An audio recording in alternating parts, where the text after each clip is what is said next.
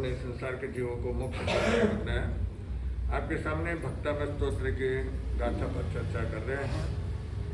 30वीं गाथा कल हो गई थी, आज 31वीं गाथा बता रहे हैं। छत्रत्रयं तव विभाति शशांक कांत मोचे स्थितं स्थगितभानुकर प्रतापम् मोक्ता फल प्रकर जाल विवृद्ध शोभम प्रचापय त्रिजगन परमेश्वर त्वम्। हे जगदीश्वर, आपके मस्तक के ऊपर एक के ऊपर एक इस तरह से 3 छत्र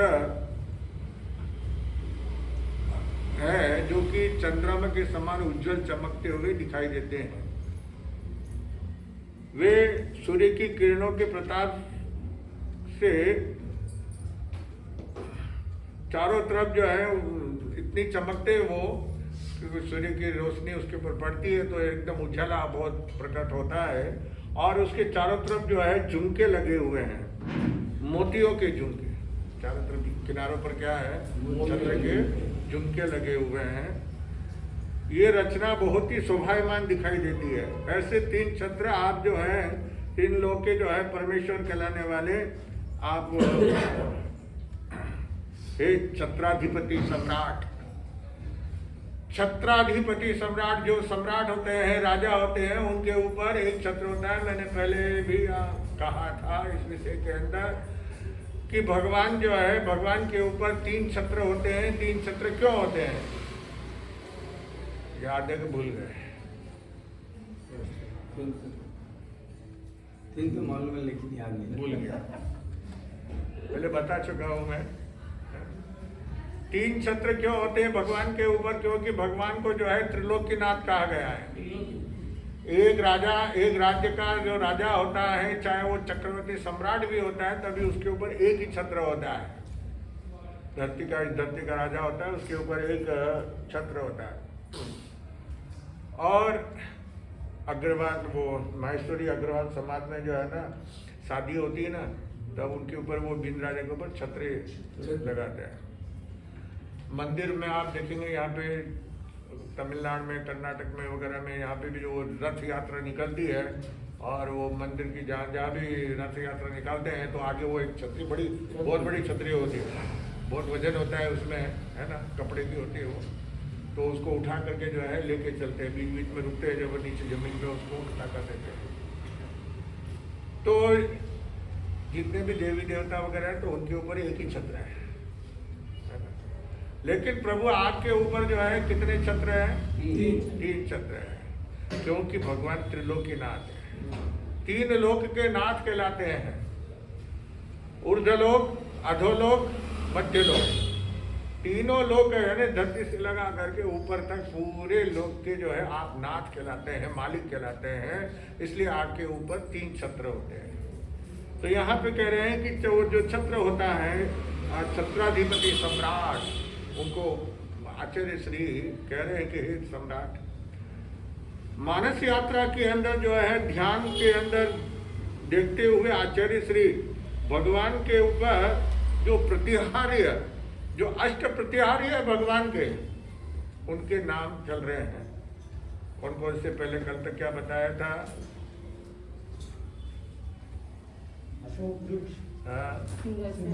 हाँ, कल तो बताया ना। हाँ, चावर है ना। तो ये भगवान के जो है अष्ट प्रतिहार है, उसमें से एक के बाद में एक जो है विवेचन कर रहे हैं, बता रहे हैं आचार्य श्री मानतुम श्री। वो कह रहे हैं कि आपके ऊपर जो है एक के बाद में एक छत्र जो लगे हुए हैं, तो ये श्लोक के अंदर 3 छत्र का वर्णन करते हुए भगवान को तीनों जगत के स्वामी नाथ कहा गया है। तीर्थंकर भगवान, जो भी तीर्थंकर होते हैं, उनके ऊपर जब उनको केवल ज्ञान की प्राप्ति हो जाती है और जब वे तीर्थ की स्थापना करते हैं, तीर्थंकर पद प्राप्त हो जाता है। जब तक केवल ज्ञान नहीं होता है तब तक वो तीर्थ की स्थापना नहीं होती है, और तीर्थ की स्थापना नहीं होती तीर्थंकर का पद भी नहीं होता है। तीर्थंकरत्व का पद जो है, तीर्थ की स्थापना जब वो करते हैं केवल ज्ञान प्राप्त होने के पश्चात, तब से वो तीर्थंकर कहलाते हैं। पहले वो सामान्य मुनि जैसे साधु हैं वैसे ही वो अपनी साधना काल में व्यतीत करते हैं, लेकिन उनकी साधना काल और हमारी साधु संतों की साधना काल में थोड़ा फर्क हो जाता है, क्योंकि तीर्थंकर भगवान जो है वो नींद नहीं लेते हैं। क्या और अपने को क्या आती है? नींद जोका है ना। नींद रात में पूरी नहीं हुई तो दिन में नहीं बचे जोका का। हाँ, प्रवचन में नींद ले मजा आ जाए, आनंद आ जाए, मजा आनंद में झूमने। गीत वगैरह जैसे गाते हैं तो लहरी बोले अच्छा भजन गा रहे हैं, है ना, प्रार्थना कर रहे हैं तो हलरी गा, जैसे हलरी गाओ ना बच्चा ने, बच्चा श्रीजर नाना जोली में तारी माँ गई होली में। मारो बच्चे को सुलाते थे तब ऐसा जो है क्या करते थे, कुछ न कुछ गीत गाते थे, है ना। आजकल कुछ जो है जो अच्छा जो धार्मिक प्रवृत्ति वाले घर होते हैं तो वहाँ पे नौकार मंत्र सुनाते हैं बच्चे को, तो फिर नौकार मंत्र सुनते सुनते उसको क्या आती है? नींद आ जाती है ना? तो ये आगे वाले और सबका दो, इधर आगे बैठो।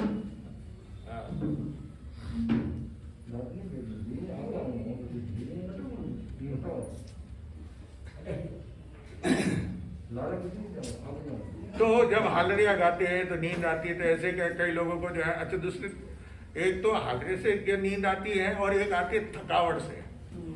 काम काज करते हुए जो है थक जाते हैं, हमें दिवाली का काम कर रहे हैं, साफ सफाई वगैरह झाड़ू बुहारा वगैरह है, बर्तन वगैरह है ना। आप तो दुकान का काम कर रहे हैं, पर ये घर के अंदर जो है ना घर का काम ज्यादा रहता है, दुकान में ज्यादा काम नहीं रहता है ना। घर का काम क्या रहता है ना, सब एक एक चीजों को सब क्या करना पड़ता है, चेक करें, घर मालिक चेक करें। तो सफाई वगैरह करते हुए जो है मेहनत पड़ती है, और मेहनत पड़ती है थकेला आ जाता है, तो फिर या तो जो है वो व्याख्यान में नींद लेते हैं, या फिर जो है माला फेरते हुए नींद आती है ना। बाकी आप पिक्चर वगैरह देखो, मोबाइल वगैरह देखो, उसमें नींद नहीं आ रहा है ना, उसमें तो ताजगी रहती है। लेकिन धर्म ध्यान करते हुए क्या आती है? नींद आती है। लेकिन तीर्थंकर भगवान जो है वो नींद नहीं आती है। भगवान महावीर स्वामी को एक थोड़ी देर एक मुहूर्त देते जो नींद आ गई, वो घड़ी जिसके अंदर जो है भगवान को सपना आ गया था।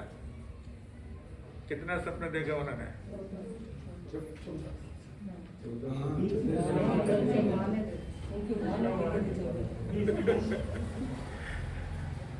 भगवान महावीर ने जो देखा था कि यानी वो उसका विवेचन अपन करेंगे तो बहुत टाइम लगता है। जो सपने भगवान महावीर ने देखे थे वो आने वाले समय के अंदर क्या होगा, है ना। जैसे कि हाथी पे कौन बैठा हुआ है? बंदर। बंदर बैठा हुआ है, यानी इस तरह के जो सपने भगवान ने आए थे वो आने वाले समय में जो अभी वर्तमान काल के अंदर जो हमारी समस्याएं चल रही है वो सब भगवान ने पहले सपने में देख लिया है ना।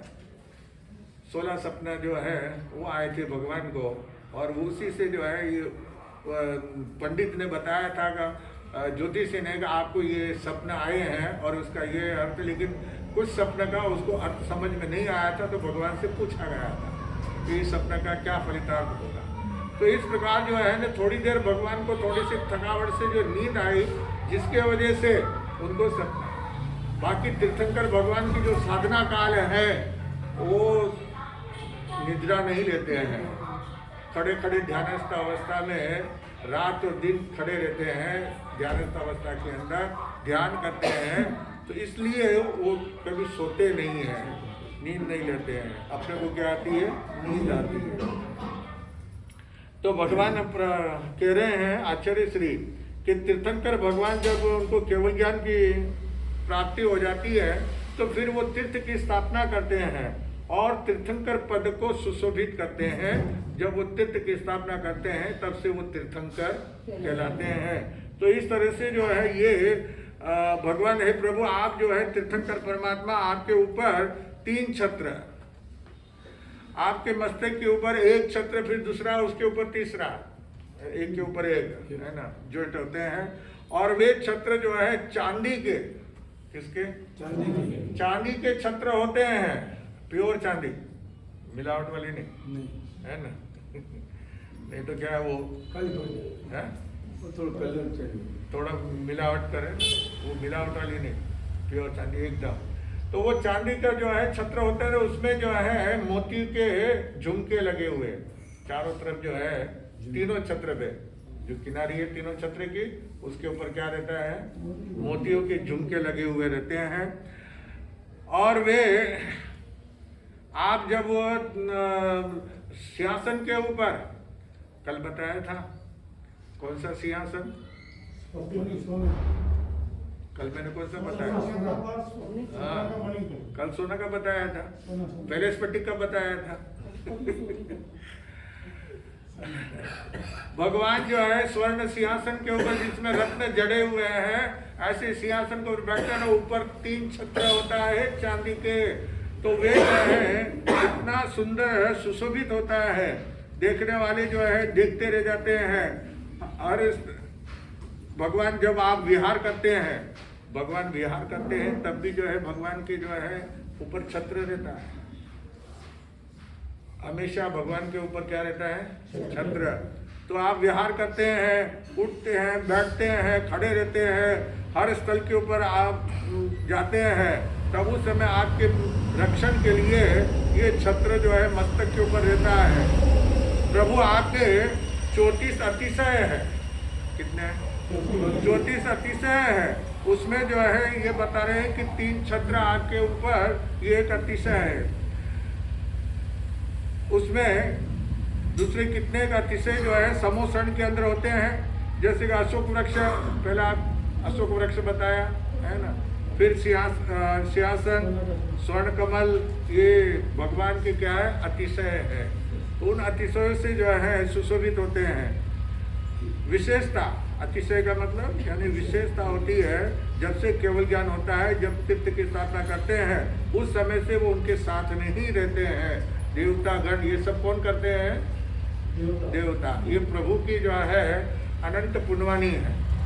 अनंत पुण्यवाणी के पुण्य उदय से जो है देवता सहयोगी बनते हैं, देवता जो है सहायता करते हैं, देवता जो है उनके भगवान के कई कांटा, पत्थर, कंकर वगैरह पाँव में नहीं लगे, उसके लिए एकदम रास्ता भी क्या करते हैं? वो समर्थक हवा चला करके पूरा एकदम रास्ता साफ हो जाता है। और भगवान के चरण जो है कहीं पत्थर वगैरह भी चूकने का सवाल नहीं होता है। तो ऐसे ये प्रभु का अतिशय होता है। और तीनों जगत के आप सचमुच में परमेश्वर कहलाते हैं, तीनों जगत के नाथ कहलाते हैं, त्रिलोक के नाथ कहलाते हैं। इन तीनों छत्र यानी इतने उज्जवल होते हैं, चंद्रमा के समान, चंद्रमा जैसे एकदम उज्जवल है, एकदम साफ है, एकदम सफेद। जैसे अभी कल परसों बता रहे थे राजेश जी, क्या चंद्रमा दिख रहा है?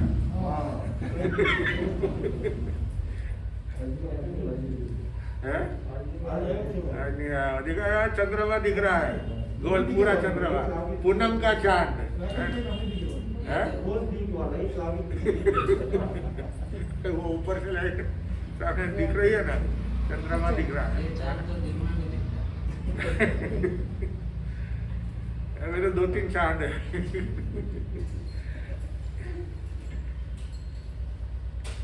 और ये मोतियों की माला जो उसमें मणि मुक्ते से लगे हुए झुमके लगे हुए हैं, उससे बहुत ही सुंदर नजर आता है। सूर्य की रोशनी उसके ऊपर पड़ती है तो उसमें और प्रकाश पैदा होता है। यानी आप देखो, क्योंकि चांदी जो चमकती है, चांदी सूर्य की रोशनी पे क्या होती है? चमकती है, उसका प्रकाश फूटता है। तो ऐसे ही जो है, और वहाँ पे जब वो सूर्य की किरणें उसके ऊपर पड़ती है तो और उजाला, वहाँ पे और लाइट करने की भी आवश्यकता नहीं होती है। और उस जमाने में लाइट भी नहीं थी, इतनी लाइटें नहीं थी। तो यहाँ इस तरह से इस 31वीं गाथा के अंदर छत्र, 3 छत्र भगवान के ऊपर है, उसका ये वर्णन किया। अब आगे इसको, और इस गाथा का छत्रत्रयम की जो गाथा है, ये इस गाथा का कोई अगर कोई कहते हैं साहब हमारा मान सम्मान नहीं होता है, हमारा कोई देखते नहीं है, हमारी तरफ नजर उठा करके नहीं देखते हैं, कोई आदर नहीं देता है, हमको कोई पूछता नहीं है, कोई कहते हैं कि हमको गली का काला कुत्ता भी नहीं सुनता, नहीं पूछता। मतलब कोई पूछने वाला क्या आप कैसे हैं, कैसे हैं, क्या कैसा आपका व्यवहार चल रहा है, कैसा आपका धंधा चल रहा है, कैसे आपकी परिस्थिति है, ये कोई भी पूछने वाला नहीं। आपने भोजन किया कि नहीं किया, भूखे हैं कि खाए हैं कि भूखे हैं कि, कोई पूछने वाला, कोई बात करने के लिए भी तैयार, किसी से बात करने के लिए तो टाइम नहीं है, मुंडन फेर दे, मुंह घुमान चले जाते है ना।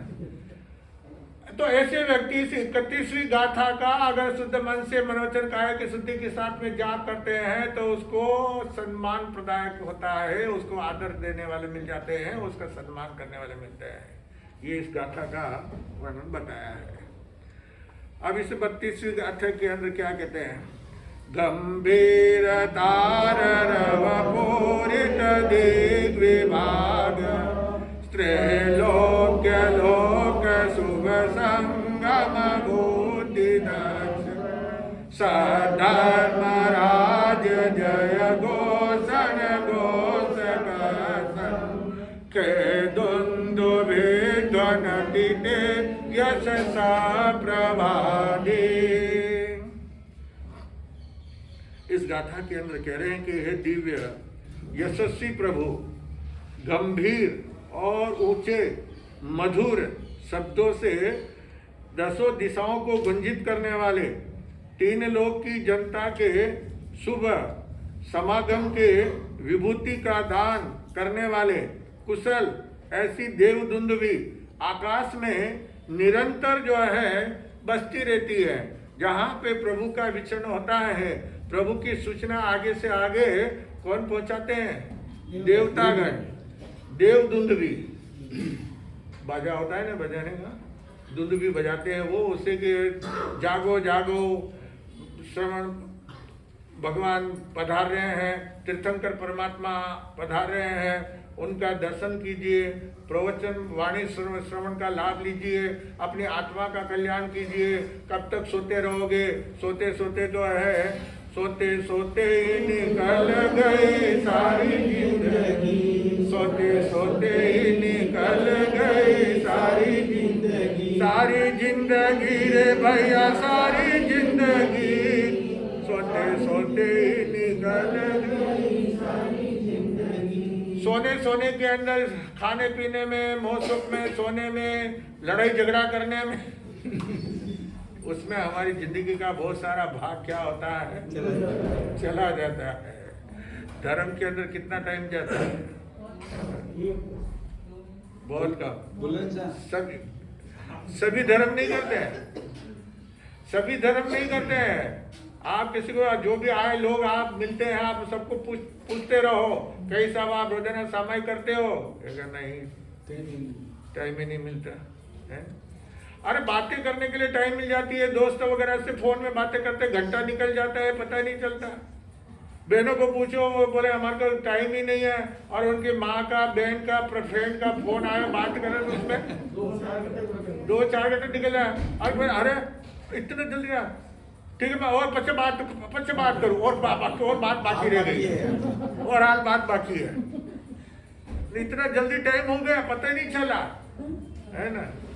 और धर्म ध्यान करने के लिए कहो तो टाइम नहीं है, पचेकर। ये हमारी स्थिति है। इसलिए जो है यहाँ पे ये कह रहे हैं कि हम जो है क्या कर रहे हैं, संसार के कामों में तो हम मशगूल होते हैं, आप किसी को भी पूछोगे तो वो सभी लोग जिनको नियम है सामयिक का सौगंध लिया होता है वो सामयिक बलि करते हैं। जिनको माला फेरने का नियम होता है तो माला करते हैं, वरना कहीं तो एक नौकार मंत्र भी गिनते कि कम से कम सुबह उठ कर नौकार मंत्र तो गिने, सोते समय तो नौकार मंत्र गिने। अगर हम सोते हुए नौकार मंत्र गिन करके सोएंगे तो हमारी आत्मा कभी जो है अगर सांस हमारा निकल गया तो गति भी अच्छी हो जाएगी, और इधर भगवान का नाम नहीं लिया तो पाप पूरी पाप के अंदर ही दिन हमारा पूरा व्यतीत हुआ है, तो फिर हमारी आत्मा की सदगति कहाँ से होगी, दुर्गति हो जाएगी। न कोई हमारे त्याग व्रत पचकान होता है कि भाई हमारे ये जमीकन का त्याग है कि आलू लहसुन वगैरह नहीं खाएंगे, प्याज वगैरह नहीं खाएंगे, है ना। आज के जमाने महाराज इसके सौगंध तो नहीं पाल सकते, ये तो सुगंध तो ले लो, बस भूल जाए तो और भी सुगंध भी लेंगे तो उसमें जो कितने रखेंगे महाराज, गांव पर गांव की छूट रखो। किसकी? गांव पर गांव की छूट रखो। अब वो महाराज को पागल बनाते हैं, ये सोगन का कोई मतलब नहीं है। क्यों गांव और परगांव, जब गांव के भी आपने छूट रखी, परगांव की छूट रखी, तब सोगन काय का लिया? महाराज भी पागल बना दे। गांव परगांव क्या, गांव की भी छूट, परगांव की छूट, तो सोगन काय का हुआ? भाई जी का हाड़, महाराज को पागल बना दे। वो गांव के घर बाहर वो बाहर की छुट्टी रखते कि बाहर गांव गए हैं, कहीं होटल में खाना पड़ा, कोई हो गया तो उसमें आ जाता है, तो उसके लिए वो महीने में भाई कितनी बार जाना पड़ता है, तो उसकी वो छूट रखो तो उसमें भी आप पाल सकते हो कि आपको अगर नहीं खाना है तो आप, कई लोग जो नहीं खाते हैं, है ना, अपने अचार वगैरह साथ में लेके जाते हैं, चलो उससे रोटी खा लेंगे, अचार से खा लेंगे, हाँ दही सब्जी का मिल जाता है।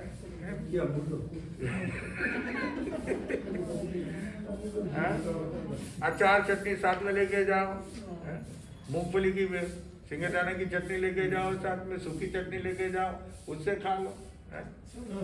बहुत सारी चीजें हम जो है प्रयोग करना, जिस तरह से करना चाहे वैसा कर सकते हैं, पचकान जैसा पालना चाहे वैसा पाल सकते हैं, लेकिन हम जो है कोई जिंदगी में पचकान लेने की भी इच्छा नहीं होती है। क्या हम जैन कुल में हमने जन्म लिया, महावीर के हम संतान कहलाते हैं, महावीर के हम अनुयायी कहलाते हैं, उपासक कहलाते हैं, श्रावक का दर्जा हमें दिया जा रहा है, तो हमारे जीवन में कुछ त्याग होना चाहिए। बिना त्याग का जीवन जो है कोई बेकार है, पशु के समान है, जानवर के समान है, फर्क इतना ही है उसके न उसके सिंगड़ा न पूंछ है, आग पे दाढ़ी न मूछ है।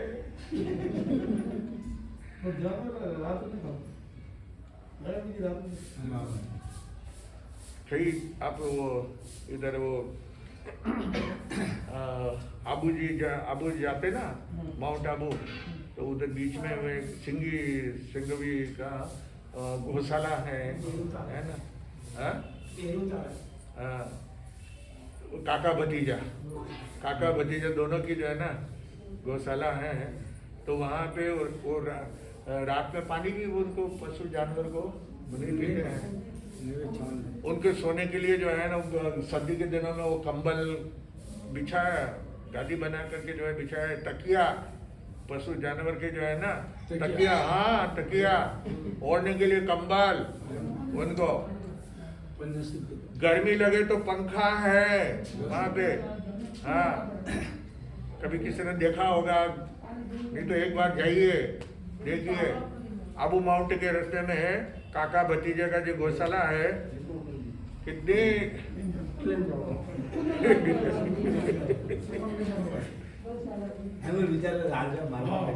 हम मनुष्य की सुख सुविधा का, अपने शरीर के सुख सुविधा का ध्यान रखते हैं, तो उनका भी तो जीव है, वो उनके जीव में और हमारे जीव में क्या फर्क है?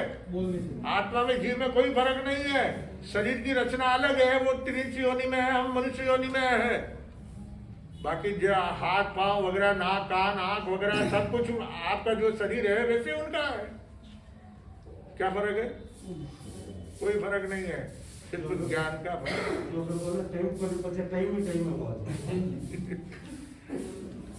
जो मनुष्य जीवन में अगर हम कहेंगे कि हमारे पास में टाइम नहीं है, तो फिर आगे फिर वो राकेश जी कह रहे हैं कि आगे फिर टाइम ही टाइम, फिर जानवर बन गए ना, तो वहाँ आगे दिन टाइम ही टाइम है। घूमते रहो, जितना घूमना है घूमते रहो, फिरते रहो।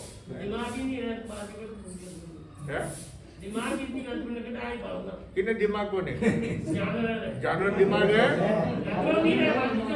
मनुष्य से भी ज्यादा है दिमाग। आप वो जानवर जो है खाली सूंघ के आपके कपड़े को सूंघ करके आपको पकड़ लेंगे।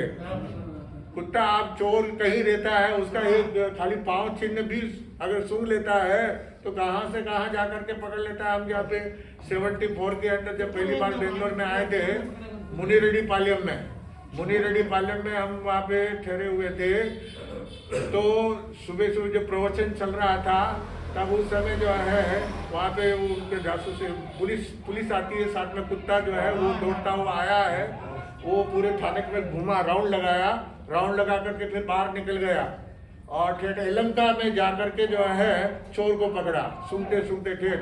तो बोले पुलिस वाले को पूछा भाई यहाँ पे इसको क्यों, बोले वो चोर यहाँ पर आया था रात में, यहाँ पे राउंड लगा करके गया है, इसलिए कुत्ता उसके पाँव को सूंघते ठेठ एलंका जा करके पकड़ा उसको चोर।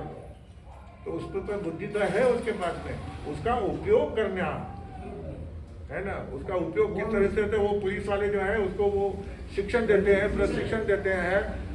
और बाकी एक बार वो आप देख लेता है ना, आपको कभी भूलता, आपने उसके साथ में अगर छेड़खानी भी की है तो वो याद रखेगा कि 12-24 साल भी नहीं भूलेगा, है ना, बदला लेकर के रहेगा। वो पिंडी पकड़ दे कोई भी जानवर। राजस्थान के एक छोटे से स्टेशन के ऊपर जो है एक बच्चा खेल रहा था, छोटा बच्चा था, 2.5 साल का, 2-2.5 साल का बच्चा, जो माँ बाप साथ में थे, बैठे हुए थे ना, वो बच्चा वहीं घूम रहा है। ट्रेन आने वाली, पहले जो है ना ट्रेन जल्दी आती नहीं है, अभी तो भाई जल्दी गाड़ी, वो एक गाड़ी गई तो दूसरी आ गई, एक्सप्रेस गई तो लोकल आ गई, तो वो चलती रहती है ना, तो वैसा नहीं।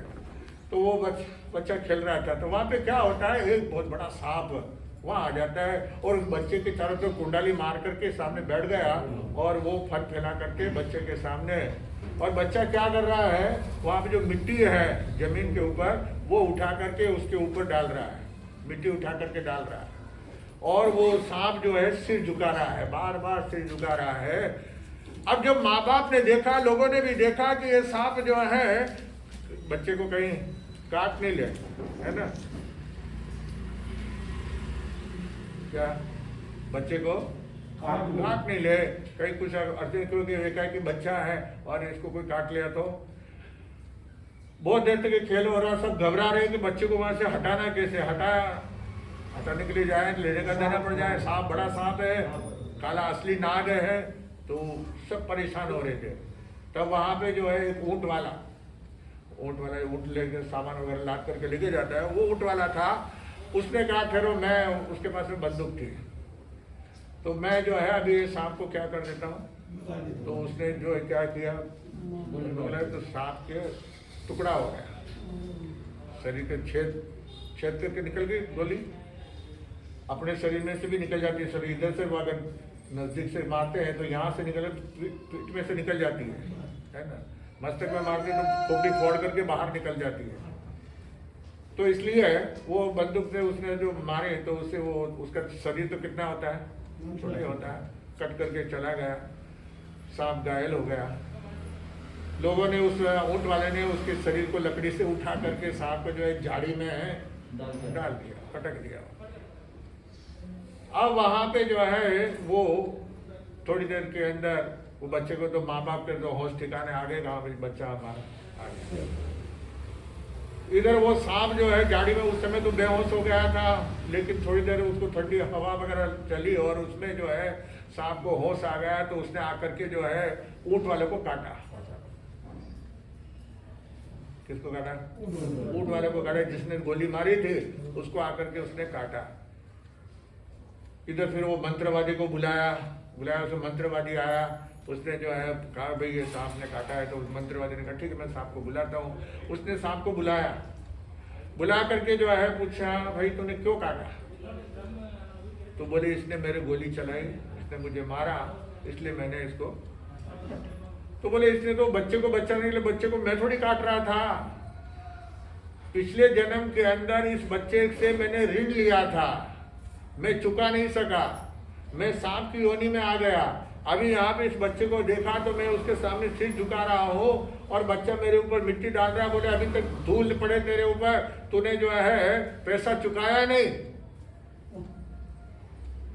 तो ये मुझे जो है तिरस्कार कर रहा है और मैं अपनी गलती क्या कर रहा हूँ, मान रहा हूँ। तो यह हमारे बीच की बात थी, ये बीच में क्यों कूदा, इसने क्यों जो है मेरे गोली मारी, इसलिए मैंने इसको। तो सांप जो होता है ना, वो भी सांप, पशु पक्षी जानवर, वो अपने वेर भाव को भी नहीं भूलते और अपनी सज्जनता भी नहीं भूलते।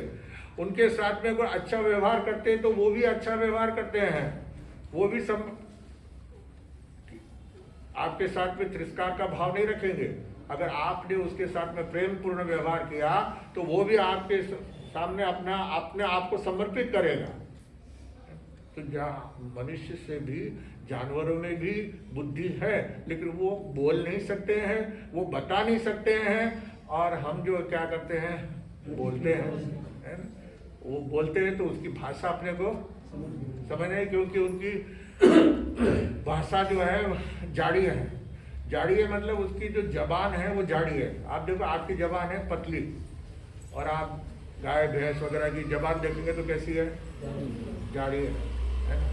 तो इसलिए उनकी भाषा अपने को, उनकी जो बोलते हैं वो आवाज़ अपने को नहीं समझ में आती है, बाकी वो भी सब कुछ समझते हैं। तो आप आइए, बात कर रहा हूँ मैं यहाँ पे। आचार्य श्री कह रहे हैं कि तीर्थंकर परमात्मा जब आप देशना देने के लिए सिंहासन के ऊपर जब विराजमान होते हैं और आपके ऊपर हर्षोल्लास में आकर के जगत के जीव जो हैं वो आकाश, जगत के जीवों को, संसारी लोगों को, आसमान में रहे हुए देवता जो है वो संदेश देते हैं, वो नगाड़ा बजाते हैं, दुंदुभी बजाते हैं, और दसों दिशाओं के अंदर अपने ऊंचे गंभीर तुरई वगैरह हो गया, जैसे बाजा हुआ, ये कितने प्रकार के बाजे, बहुत सारे प्रकार के हैं, है ना, बिगुल वगैरह है, शंख वगैरह है। तो उनके द्वारा वो संदेश देते हैं कि जगत के जीवों, संसार के अंदर जो है अगर आत्म कल्याण करना है, आत्मा को उन्नति के शिखर पर ले जाना है, तो आप प्रभु के दर्शन कीजिए, प्रभु की वाणी का श्रवण कीजिए, अपने जीवन का उद्धार कीजिए। ये अनमोल समय मिला है, ये समय बार बार पूर्व जन्म की पुण्याई से मनुष्य भोग की जो है प्राप्ति हुई है, और इस समय में अगर हमने उसका सदुपयोग नहीं किया तो बाद में अब पछताए क्या होते, चिड़िया चुग गई। जब समय रहते हुए अगर हम खेत की रखवाली नहीं कर सके, देखभाल नहीं रख सके, और चिड़िया वगैरह, पक्षी वगैरह, जानवर आकर के उसको जो है चर गए, खा गए, उसके बाद में फिर क्या होगा, फिर पश्चाताप भी होगा। तो समय रहते हुए अगर हम सावधान हो जाते हैं, हम समय का सदुपयोग कर लेते हैं, तो जो है हमारा ये जन्म लेना सार्थक हो जाता है। तो इस प्रकार देवता जो है वो आह्वान करते हैं लोगों को, जगत के संसार के जीवों को, कि तुम भगवान के दर्शन करो, भगवान की वाणी का श्रवण करो।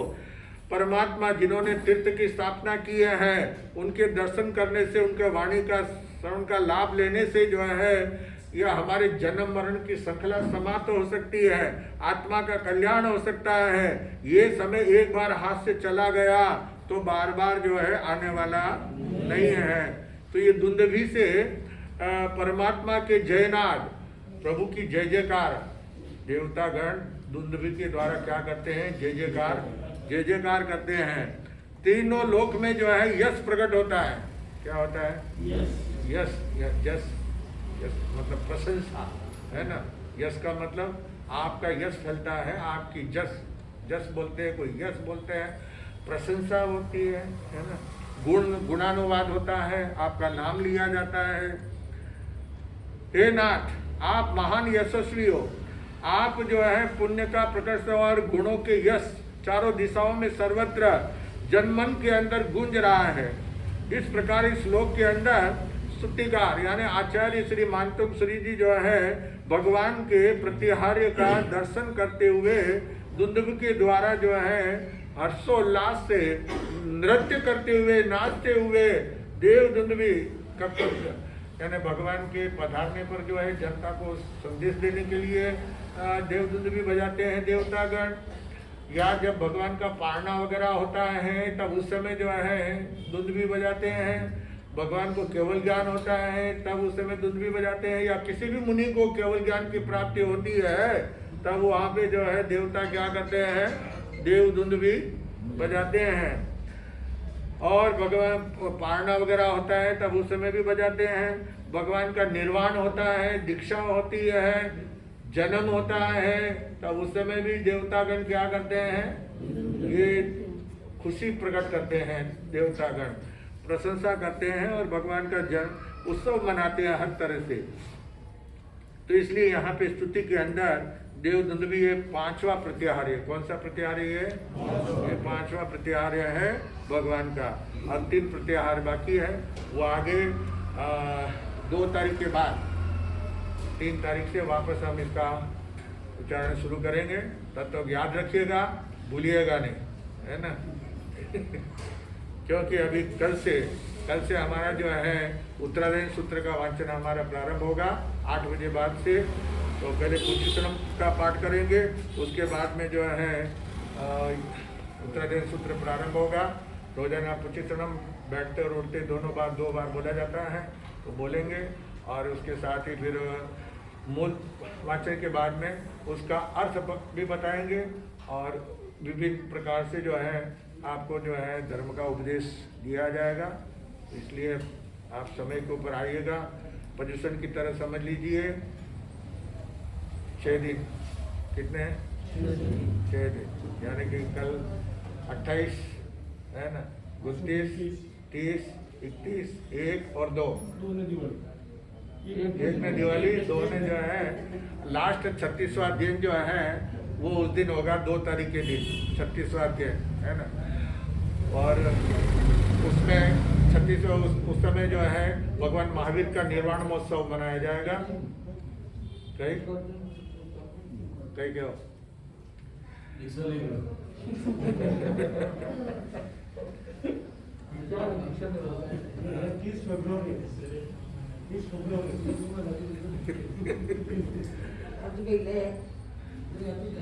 हाँ, साथे जोड़ीदार है।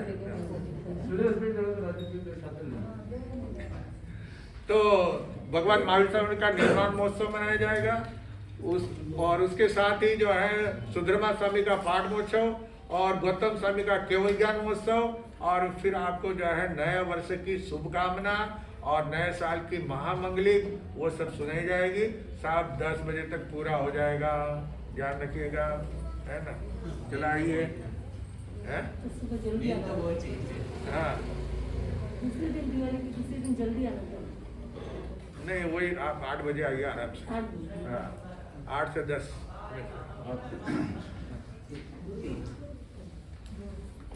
हमारा चरित्र बाकी है, बाजार की बाकी निकले कौन। देखिए चरित्र के अंदर जो है बताया था कि रतन कुमार आनंद के साथ में कमाई करके लाभ उठा करके अपने गांव ताम्रलिपि नगरी के अंदर पहुंच गए थे। माता पिता के चरणों में नमस्कार किया, आशीर्वाद लिया। कल मैंने आपको बताया ना कि माता पिता और गुरु, है ना। उसके बाद में भगवान का नाम नंबर आता है। आज लोग जो है भगवान की पूजा तो करने के लिए जाते हैं, लेकिन घर में जो भगवान है माता और पिता उनकी जो है वंदना नहीं करते हैं, उनको नमस्कार नहीं करते हैं, तो भगवान कहाँ से खुश हो जाएंगे। भगवान ऐसे खुश होने वाले नहीं। वो कहते हैं पहले माँ बाप को देखो, पहले माँ बाप की सेवा, उसके बाद में मेवा, नहीं पहले घर देखो। वो आएंगे ना, आप ध्यान नहीं दियो तो पहले आइए, गरीबी देखिए आप।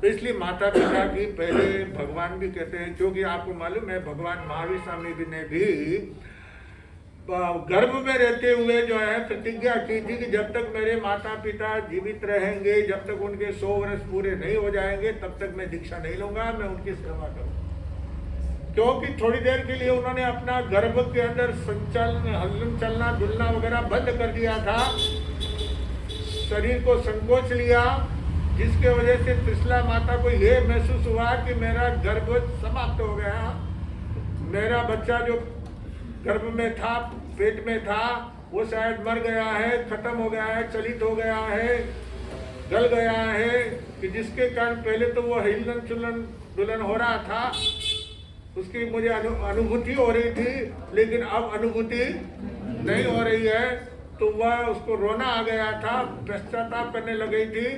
तब भगवान महावीर ने वापस अपने अवधि ज्ञान के द्वारा जाना और जान करके मन में विचार किया कि मैंने थोड़ी देर के लिए अपने शरीर का हिलना डुलना बंद किया, जिसमें माता को इतनी वेदना हो रही है, तकलीफ हो रही है, तो मैं माता को छोड़ करके अगर दीक्षा लूंगा तो कितनी उनको तकलीफ होगी। इसके लिए जब तक माता पिता के 100 वर्ष पूरे नहीं हो जाएंगे, मैं संसार नहीं त्यागूंगा, संसार में रहे। और जब माता पिता का स्वर्गवास हो गया तब उन्होंने क्या ली थी? दीक्षा ली थी, है ना। तो दीक्षा लेकर के फिर उन्होंने अपना आत्म साधना की। तो ऐसे प्रभु महावीर ने जो है कहा कि पहले माता पिता, गुरु, भगवान, है ना। ये माता पिता ही अपने भगवान हैं। उनको आप भगवान के रूप में अगर देखेंगे, पूज्य के रूप में देखेंगे, तो आपको जो है उनके प्रति विनय का भाव आएगा। आप उनको बस जहाँ जन्म दे दिया, क्या क्या कौन सा उपकार किया? माँ बाप का उपकार कितना है? माँ बाप का उपकार कोई चुका नहीं सकते हैं, क्या उपकार होता है। इसलिए यहाँ पे रतन कुमार जो है माता पिता के पास में बैठ करके, यहाँ से जाने के बाद में कैसे जो है वहाँ पे कटाह में गए थे और वहाँ के किस तरह से व्यापारियों में फंसे थे और वहाँ पे किस प्रकार जो है बुद्धिमानी से जो है वहाँ से निकल करके आए हैं और कितना धन कमा करके आए, 26 करोड़ का। एकदम याद है,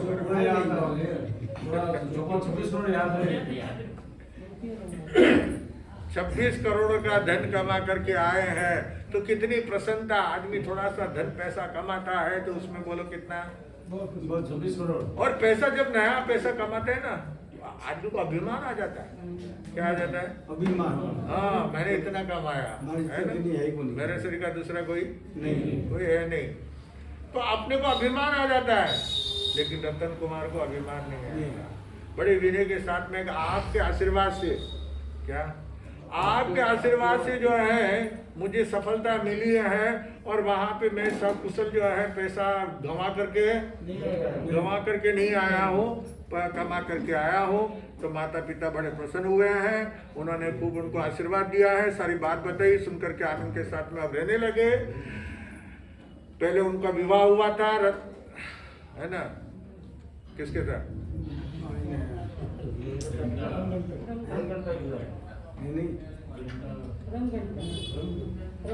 अरे भाई रंगघंटा तो बाद में मिली है, लेकिन पहले तो ब्याह हुआ ना, माँ बाप पहले ब्याह करे थे, शादी रत्नवती, है ना। तो उसके रत्नावती के साथ में आनंद के साथ में सुख भोग रहे थे। और कब सूर्य उदय होता है, कब अस्त होता है, क्योंकि पूर्व जन्म की जो पुण्य बांध करके आते हैं उनको अब आनंद सुख की प्राप्ति होती है, उनको ज्यादा मेहनत करने की आवश्यकता नहीं पड़ती है। तो आनंद सुख के साथ में उनका दिन व्यतीत हो रहा था। और उस समय भाग्योदय से वितराग भगवान, केवली भगवान जो है अपने 500 मुनियों के साथ में उस ताम्रलिपि नगरी के बाहर उद्यान के अंदर जो है पधारे हैं और वहाँ पर जो है विराजमान हुए हैं।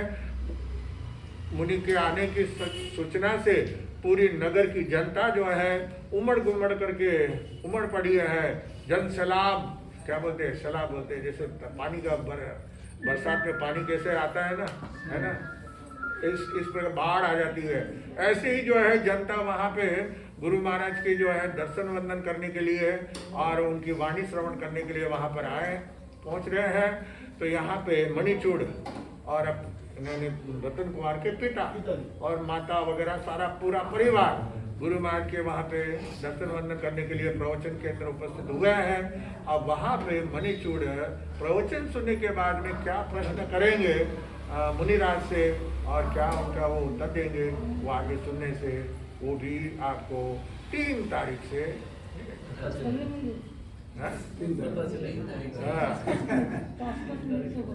हाँ? 5-5 मिनट भी तो बताते कल भी थे। हाँ, ये थोड़े ये तो सीरियल है। सीरियल में तो फिर और टीवी में सीरियल किसा ना है थोड़ी सा धारावाहिक है। आइए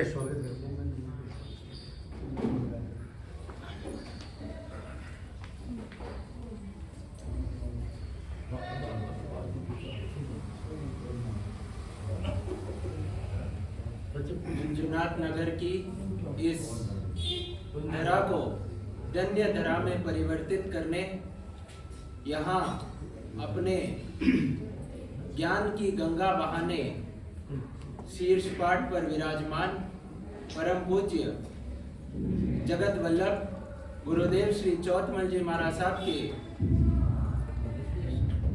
परपोत्र शिष्य तरुण तपस्वी विमल मुनि जी महाराज साहब के सुशिष्य स्वर्ण संयम आराधक सेवा शिरोमणि सेवा चक्रवर्ती जिन शासन प्रभावक सरसवाणी भूषण परम पूज्य गुरुदेव वीरेंद्र मुनि जी महाराज साहब के पावन श्रेष्ठ चरणों में कोटि कोटि वंदन। इस धर्म सभा में पधारे हुए सभी गणमान्य श्रावक श्राविकाओं का श्री सकल जैन संघ मंजुनाथ नगर हार्दिक हार्दिक स्वागत एवं आभार व्यक्त करता है।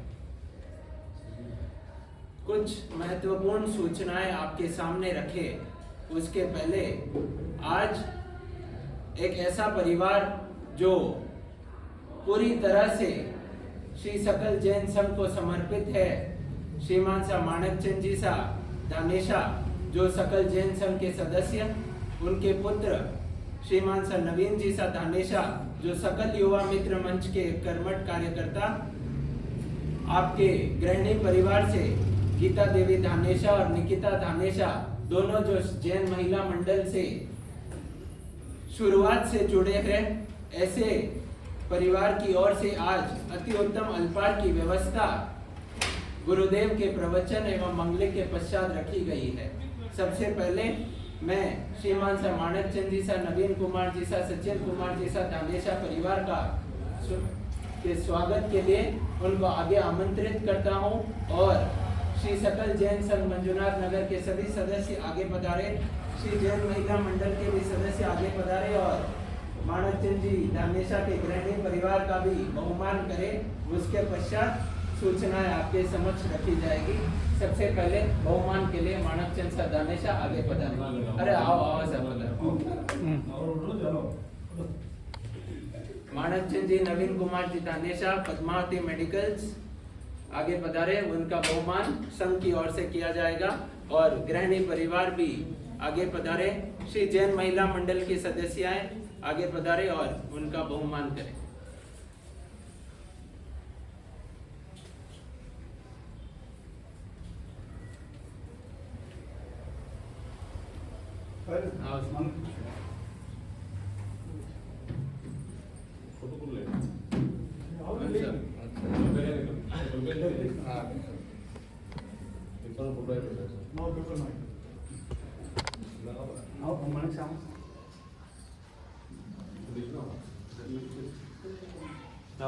सकल संघ के सदस्य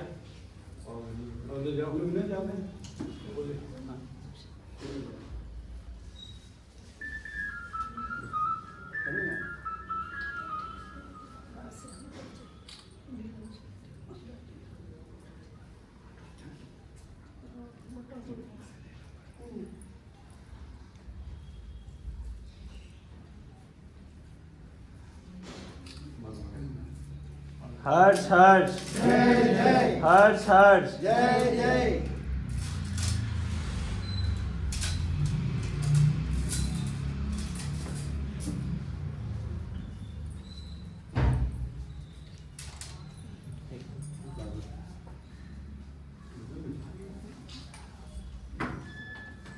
बोले जैन शासन देव की जय।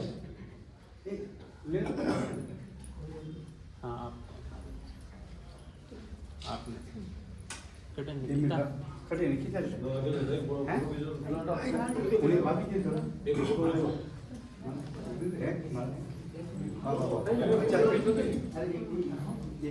हमें फोटो किससे फोटो किस लोगों ने परमिशन लेना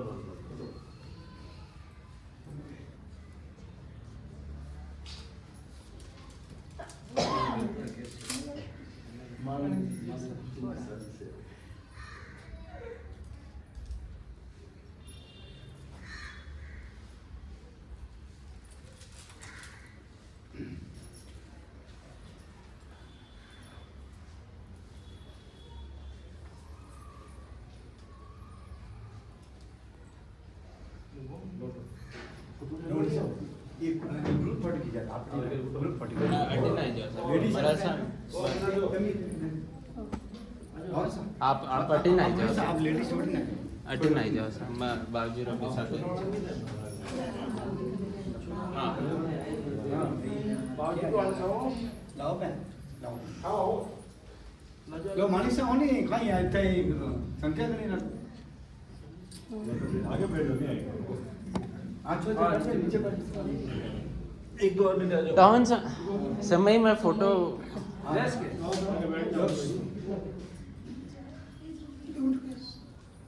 ला सा सेल्फी पे थोड़ा हाथ ला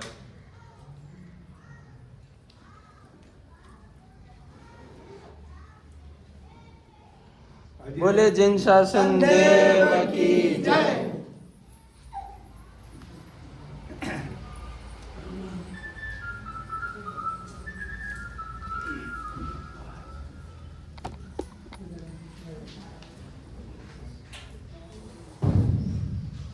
आपके सामने बहुमान हुआ आज के लाभार्थी परिवार मानकचंद जी, नवीन कुमार जी सा, सचिन कुमार जी सा, दानेशा परिवार का। अभी कुछ महत्वपूर्ण सूचनाएं, कुछ तारीखें आपको याद रखनी पड़ेगी। समय समय पर आपको व्हाट्सएप द्वारा जानकारी दी जाएगी, लेकिन जो कि सब कई सदस्य यहाँ उपस्थित है, एक बार मैं सूचना बोल लेता हूँ। जैसे गुरुदेव ने फरमाया, कल से 2 तारीख तक उत्तराध्ययन सूत्र की वांछना गुरुदेव के मुखारबिंदों से होगी और 2 तारीख को जब इस वांछना की पूर्णाहुति होगी, उसी दिन गुरुदेव के मुखारबिंदों द्वारा नए वर्ष का महामंगलिक और समस्त जैन समाज को नए वर्ष की शुभकामनाएं प्रदान करेंगे। सभी महानुभावों से निवेदन कि इन 6 दिनों में ज्यादा से ज्यादा संख्या में पधारे, क्योंकि ये महावीर स्वामी की अंतिम देशना भी कही जाती है। ज्यादा से ज्यादा उस इन 6 दिनों में धर्म ध्यान का लाभ अवश्य लेवे। इसके पश्चात 4 तारीख को जहाँ जैन युवा संगठन द्वारा प्रभु महावीर के जन्मोत्सव के बारे में जो सभा राज्यपाल निर्वाण कल्याणक के बारे में जो सभा राजभवन, कर्नाटक के राज्यपाल के सरकारी निवास राजभवन में जहाँ एक अत्यंत महत्वपूर्ण सभा आयोजित की जा रही है, वहां पर गुरुदेव की उपस्थिति के लिए विनंती आई थी और गुरुदेव ने सहर्ष अपनी विनंती स्वीकार की। इसलिए 4 तारीख को यहाँ पर प्रवचन मांगलिक रहेगा। 4 तारीख को यहाँ प्रवचन नहीं रहेगा, क्योंकि गुरुदेव उस दिन राजभवन कर्नाटक के राज्यपाल के जो वहाँ पर सभा है वहाँ पधारेंगे। उसके पश्चात वो जो महत्वपूर्ण सूचनाएं आपको दे दी जाएगी, क्योंकि उसकी एक नियम कायदा होता है। राज्यपाल के घर हर किसी को न्योता नहीं मिल सकता, वो आपको सूचना आगे दे दी जाएगी। इसके पश्चात सामूहिक एकाशने परम पूज्य गुरुदेव जगत वल्लभ चौथमल जी महाराज साहब की जन्म जयंती 147वीं जन्म जयंती के उपलक्ष्य में सामूहिक एकाशने, उसकी भी तारीख आपको दी जाएगी। 7 या 8 तारीख को सामूहिक एकाशने, जिसके लाभार्थी श्रीमान सा कपूर चंद जी सा, ललित कुमार जी सा, सुनील कुमार जी सा, खिलेसरा परिवार, संजीवनी मेडिकल्स महालक्ष्मीपुरम वाले हैं। उनके द्वारा सामूहिक एकाशने यहाँ सभी में ही कराए जाएंगे, उसकी भी सूचना आपको दे दी जाएगी और समय रहते अपना अपना नाम अवश्य लिखाए। उसके पश्चात 10 तारीख को 10 नवंबर 2024 रविवार का दिन, उस दिन गुरुदेव की पावनकारी निश्रा में एवं बेंगलोर में जो भी चारित्र आत्माएं विराजमान है उन सभी की पावनकारी निश्रा में श्री सिद्धगंगा सामूहिक भवन के प्रांगण में जगत वल्लभ गुरुदेव श्री चौथमल जी महाराज साहब की 147वीं जयंती भव्य रूप से मनाई जाएगी। सभी गुरु भक्तों से निवेदन कि आप उस दिन ज्यादा से ज्यादा संख्या में पधारे। कुछ सूचना आई थी कि कोई दिवाली का स्नेह मिलन आयोजित उसी दिन हो रहा है, लेकिन एक संघ की ओर से एक निवेदन कि दिवाली का स्नेह मिलन तो हम प्रतिवर्ष मनाते हैं, ये कोई नई बात नहीं। प्रतिवर्ष दिवाली आती है और प्रतिवर्ष हर गांव का स्नेह मिलन मनाया जाता है, लेकिन गुरु भक्त और गुरु के प्रति सच्ची श्रद्धा रखते हुए सभी महानुभावों से निवेदन कि आपकी 10 तारीख की उपस्थिति आप यहीं पर रखें, यह संघ का निवेदन। उस दिन अल्पार एवं गौतम प्रसादी के संपूर्ण लाभार्थी श्रीमान सत्संगी उत्तम चंद जी पुष्पा देवी आचा परिवार होंगे और उस दिन स्वर्ण एवं रजत सिक्कों द्वारा लकी ड्रॉ का भी आयोजन किया गया है। उसके संपूर्ण लाभार्थी श्रीमान सा राजेश कुमार जी सा, हितेन कुमार जी सा कोठारी परिवार होंगे और अति उत्तम प्रभावना के लाभार्थी श्रीमान सा रनित कुमार जी सा, हर्ष कुमार जी सा कोठारी परिवार एवं वृद्धि चंद जी सा, प्रकाश चंद जी सा पितलिया परिवार, इन दोनों परिवारों की ओर से उस दिन प्रभावना रखी जाएगी। सभी महानुभावों से निवेदन कि ज्यादा से ज्यादा संख्या में पधारे। ये था 10 तारीख का कार्यक्रम। उसके पश्चात 15 नवंबर 2024 जहां गुरुदेव ने संपूर्ण 4 मास कोई समय ना देखते हुए हमारे ऊपर ज्ञान की बारिश की, जिनका दीक्षा पर्याय 57 साल का, ऐसे गुरुदेव के मुखारबिंदों से हमने ज्ञान पाया संपूर्ण 4 मास के लिए। लेकिन संघ का निवेदन कि उस दिन 15 नवंबर 2024 को गुरुदेव को थोड़ा आराम देकर गुरुदेव से हमने जो भी सीखा है, जो भी पाया है, जो भी आपका एक्सपीरियंस रहा है, 15 नवंबर 2024 को परम पूज्य गुरुदेव वीरेंद्र मुनि जी महाराज साहब का विदाई समारोह इस संघ के तत्वाधान में मनाया जाएगा। और उस दिन गुरुदेव के बोलने की बजाय हम सभी श्रावक श्राविकाएं गुरुदेव के प्रति अपनी कृतज्ञता व्यक्त करें, यह संघ का निवेदन। 15 नवंबर 2024 को गुरुदेव का विदाई समारोह, जो भी उस दिन अपने भाव व्यक्त करना चाहते हैं वे समय रहते अपना नाम मंत्री राकेश जी दलाल के पास अवश्य लिखाए, क्योंकि वो एक दिन रहेगा जब हम संघ के सामने, सभी के सामने गुरुदेव के प्रति कृतज्ञता अर्पित कर पाएंगे। उसके पश्चात 15 तारीख के पश्चात 17 नवंबर 2024 रविवार और 15 तारीख को विदाई समारोह के साथ साथ जिन जिन महानुभावों ने चातुर्मास फंड में अपना अमूल्य योगदान दिया, उन सभी महानुभावों का, सभी परिवारों का श्री सकल जैन संघ मंजुनाथ नगर शिवनगर की ओर से बहुमान किया जाएगा। सभी महानुभाव जिन्होंने चातुर्मास के मुख्य लाभार्थी आधार स्तंभ, स्वर्ण स्तंभ, रजत स्तंभ एवं सहयोगी स्तंभ में अपना नाम लिखाया, उन सभी महानुभावों से निवेदन कि वो 15 तारीख को अपने परिवार के साथ यहाँ अवश्य पधारे और उस दिन कार्यक्रम के पश्चात अल्पार की भी व्यवस्था रखी जाएगी। 17 तारीख को 17 नवंबर 2024 रविवार के दिन गुरुदेव का प्रथम विहार, चातुर्मास परिवर्तन भी जिसे कहा जाता है, गुरुदेव का प्रथम विहार, इस प्रांगण को भव्य एवं दिव्य बनाने के पश्चात गुरुदेव 4 मास जहां जिस प्रांगण में रुके, इस जैन भवन उत्तम अंकित विला को भव्य दिव्य बनाने के बाद श्रीमान सा राजेश कुमार जी सा, हितेन कुमार जी सा कोठारी परिवार के निवास स्थान पर पधारेंगे और श्री सकल जैन संघ के साथ पधारेंगे। वहां पर गुरुदेव का प्रवचन एवं मंगलिक रहेगा। उसके पश्चात राजेश कुमार जैसा, हितेन कुमार जैसा कोठारी परिवार की ओर से अल्पार की भी व्यवस्था वहाँ की गई है। सभी महानुभावों से निवेदन कि आप ज्यादा से ज्यादा संख्या में पधारें।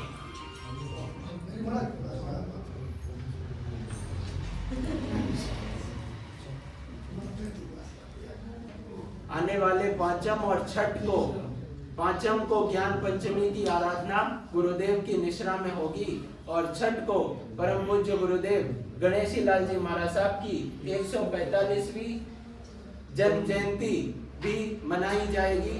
सभी महानुभावों से निवेदन, सभी गुरु भक्त परिवारों से निवेदन कि आप ज्यादा से ज्यादा संख्या में पधारें। गुरु आज्ञा विरोध, प्रभु आज्ञा विरोध कुछ कहा हो तो मिच्छामि दुक्कडम, क्षमा याचना चाहता हूँ।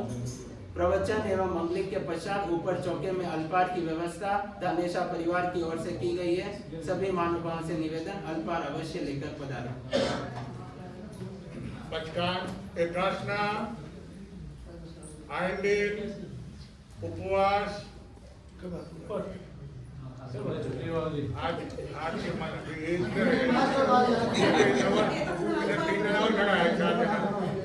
के खड़ा है